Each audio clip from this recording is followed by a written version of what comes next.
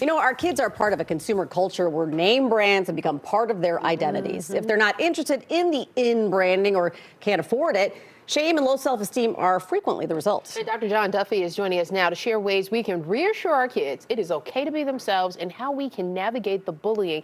So I guess really what comes to mind is we as parents play a role in this, because if we don't buy it for them, they're put in a bad position. Yeah. Or if they can't afford it, they're also put in a bad position. So how do we as parents frame this conversation for them? We are stuck walking the very narrowest tightrope, because you're right.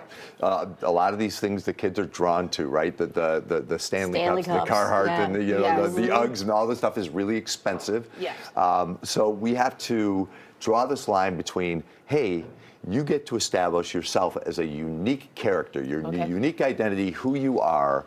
But we also understand, like, hey, man, this is what people are doing to fit in out there, and we don't want you all the way out of that. So we might do a thing, right? We might buy something, you know, the newest iPhone or whatever the thing is that makes you feel like you belong. Because this is, if we remember, this is our Walkman or our Polo or our Jordan jeans, right? Yes. We're all there. Yeah. It's just, it's so amplified with the internet and social media now that there's so much pressure, and there are kids bullying other kids if they have an off-brand anything. Right. Yeah. The Stanley thing is what I come to mind, because that was kind of made popular by social media. Now, if your kid's on social media, you can't put the toothpaste back in the tube, so what do you do? Right. So you kind of have to recognize and engage them in conversation. They're smart now. They're smarter than we were in so many ways. So we can actually talk to them about, like, all right, so there's this thing going on. I've been reading about this Stanley thing. Tell me what you think about it. What's going on in your class? What's the vibe? And then if there's a bullying component, you'll hear about it. You know what I mean? Yeah. And it might not have to do with them specifically. They have the luxury of saying some kids are getting bullied, even if it's them. Okay. Yeah. Okay. Take it off of them. Yeah, exactly. Okay, but are we okay as parents monitoring their phones, monitoring their social media, keeping an eye on that? Is that okay? I mean... Yeah. So it's a really tricky question, because the answer is yes and no. A lot of people have asked me, like, at what age do we stop doing that, right? Yeah. And I can't give you an age.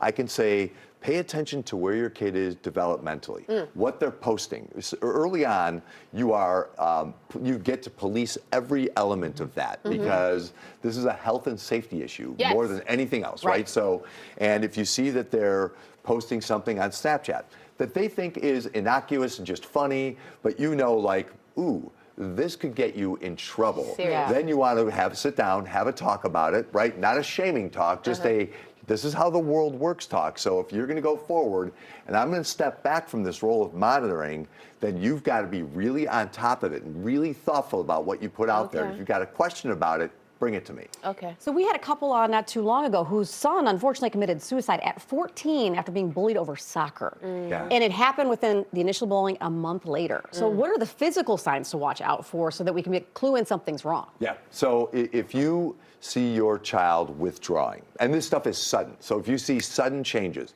in your child, he or she withdraws, stops talking about the future, because the kind of the antidote to suicidal ideation is hope. So if they're talking about the future, if they're talking about next season, you're probably in a safe zone. But what a lot of parents never want to do is introduce the idea that you might be in a really desperate place. But these days, you have to introduce that idea. You have to say, hey, it's really hard to be a kid right now. I get that. So even if you have really, really difficult things to say that you know I'm not going to want to hear, I do want to hear them. I need to hear them, and we need to hash them out together. We're a team. We're collaborating on this. Okay, so that's what you're doing with your kid. But what do you do about the bullier? Where do you engage their parents, them, or even the school? Right. So if you feel like, you know, you've tried a few things with your kid, right? Like, try ignoring them, just say a word or two and walk away, and you feel like that's not working, this again is a matter of health and safety. So that's where you get the other parents involved. My first point is usually, let's get the school involved. Let's get the school to, not just to bring the kids together, but to talk to that other child. And we have to remember that our kids also might be, even our bullied kids might be bullies as well, right? This tends to flow downstream in a lot of ways. So we have to remember that our kids play many roles in these things, and we have to be open to that possibility as well. So when we talk to our kids, we have to be really, really open to what they have to say. It's hard as parents. Okay, so we're talking about a lot about talking. What do you do when you have the 13 and 14 who is already kind of insular because they're at that age and they're not talking a lot already anyway? Yeah.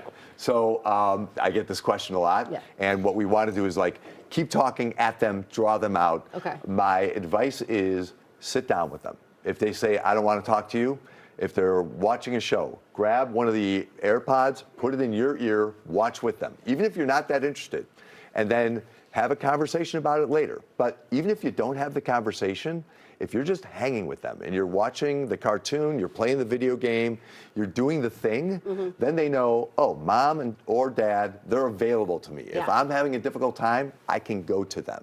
That's a huge thing for kids. Being present. Oh, Being my present. gosh. Oh my goodness, this is. Oh, look what I have to look forward to. I- And what yeah. you're dealing with now. Yeah. Oh my goodness. Dr. John Duffy, he actually has an in-person signing at Anderson Bookshop in Downers Grove. It's over on Main Street. That's tonight. That is. At 6 o'clock. For his new book. Yes, his new book, Rescuing Our Sons, 8 Solutions to Our Crisis of Disaffected Teen Boys. Woo, this is that like says my a life lot. right here. Okay. Social media handles on the website as well. Dr. Duffy, it's always great to talk to you. Thank you for Thanks for coming You guys are in. the best. Thank you. You Awesome. too.